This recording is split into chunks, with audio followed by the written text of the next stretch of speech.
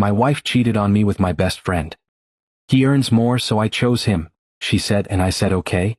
A month later, when he went bankrupt, I never thought my life would turn into one of those stories you read on the internet about betrayal, heartbreak, and revenge. But here I am, telling you how my wife left me for my best friend. And not for love, but for money. Mary and I were married for 4 years. I loved her. I worked hard to give her the life she dreamed of, even if it wasn't luxurious. I wasn't rich, but I was ambitious. I kept telling her that I was close to a promotion, that she just needed to be patient. She didn't want to wait. Peter, my best friend from college, had everything Mary wanted. He worked for a prestigious company, the same one I had been trying to get into for years. He had a luxury car, a penthouse apartment, and he never stopped reminding people how successful he was. He visited us often, bringing expensive gifts, telling us about his accomplishments, and Mary, she soaked it all up. I noticed the way she looked at him, the way she compared me to him. She didn't even try to hide it anymore. One day she finally said, "Why can't you be as successful as Peter?" I was hurt. But I still didn't see what would happen next.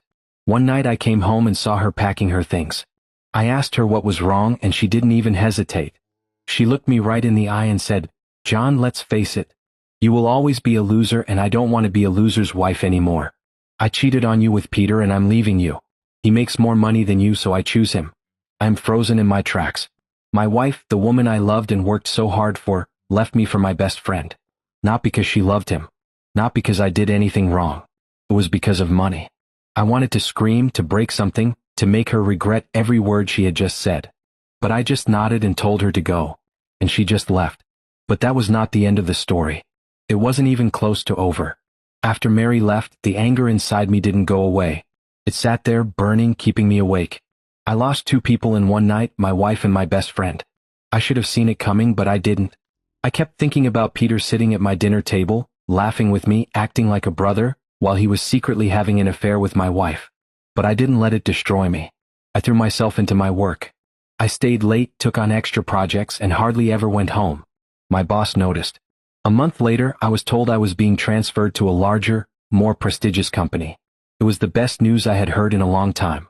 Then I found out where they were sending me. It was Peter's company. At first I thought it was a joke. But then I heard why I was getting the job, because Peter had been fired. It turned out that while I was working day and night, Peter was relaxing. He thought his position was secure, so he hardly ever came into the office. He was too busy enjoying his new life with Mary. And the company? They didn't tolerate dead weight. They replaced him with someone who actually worked for them. Me. I couldn't believe it. I went from being the loser that Mary had abandoned to being the person who took Peter's place. But what's most interesting? Mary didn't know. Peter's downfall came quickly. As soon as he lost his job, everything began to fall apart. Without a big salary, he couldn't afford a penthouse. And his fancy car? Was a rental. It was repossessed a few weeks later. The man who once bragged that he made it on my own was left with nothing. And Mary? She was angry. She didn't leave because she loved Peter. She left because she thought he could give her a better life. And now she was stuck with a broke man who had no job, no car, no way to support the lifestyle she wanted. One day she snapped. Peter later told me that she screamed at him, calling him a failure for losing such a good job. She accused him of ruining everything and making her look like a fool. She expected him to fix everything, but he couldn't. She realized too late that she had bet on the wrong man. She started avoiding him, staying late, making excuses. And Peter, the same man who had betrayed me without hesitation, now felt the same way I did a month ago. One night she came home, threw her bags on the floor and told him she was done. Just like that, she left him. Now she had nothing. No rich husband. No rich boyfriend. No luxurious life. And that's when she decided to turn to me. I was sitting in my new office looking out at the cityscape when my phone rang. I almost ignored it until I saw the name. Mary. "Hi, John, I need to talk to you. We're still married on paper. I'm asking you to meet me." I sat back and read the message over and over. A month ago, she had walked out of my life like I was nothing. Now she wanted to talk. I knew exactly why. She had nowhere else to go. I could have ignored her, blocked her out, but I didn't. I wanted to see her face when she realized what she had thrown away. I asked her to meet me at a small cafe where we usually ate when we were together. It wasn't fancy, but it was our place. At least it was ours. When I arrived, she was already there, sitting at a table by the window. She looked different. Not in a good way. Her confidence and arrogance were gone.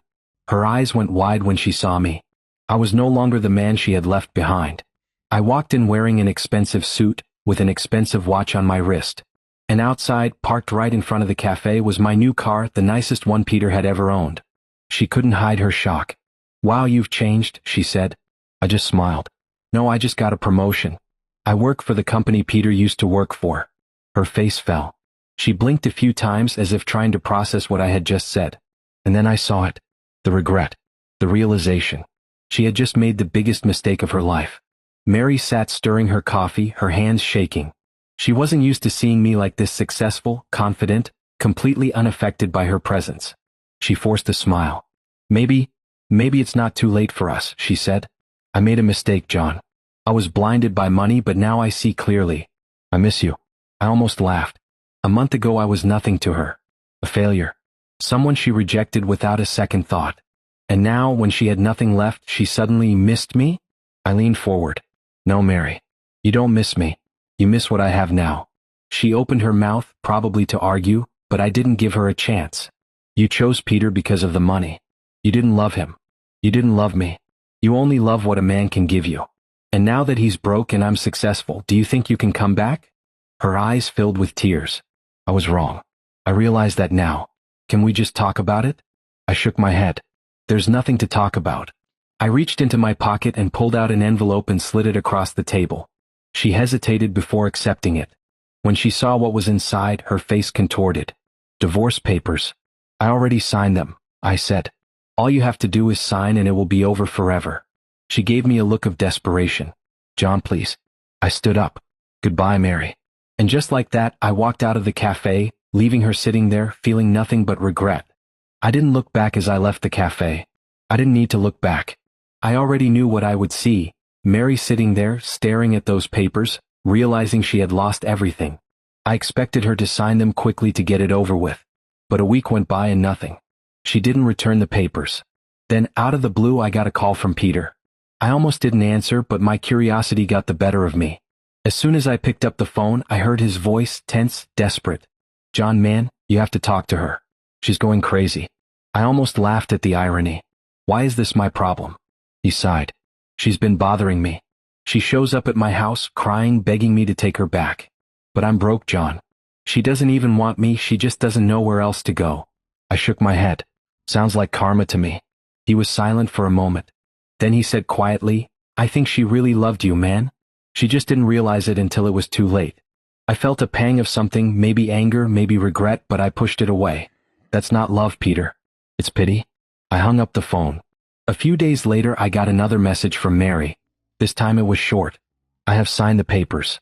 I will send them soon. No apologies. No explanation. Just like that." And for the first time in months, I felt completely free. A week later, the divorce papers arrived, signed. No notice, no attempt to talk. Just closure. I stared at them for a moment, thinking about everything that had happened, the betrayal, the anger, the unexpected turn of events that had led me to a better life. If Mary had never left, if Peter had never stabbed me in the back, I might still be struggling, waiting for a promotion that might never come. But now I had everything I had ever worked for. And the best part? I had done it myself.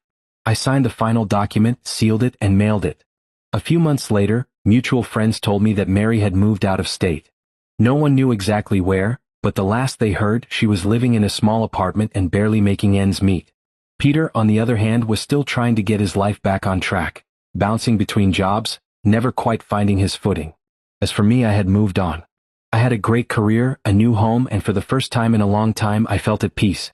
One night, as I was driving home in my new car, I passed the little cafe where Mary and I had last spoken. I looked at it for a moment, shook my head, and drove by. Some people spend their whole lives chasing money, thinking it will bring them happiness. But what about me? I realized that success is best accompanied by karma. And I had plenty of both.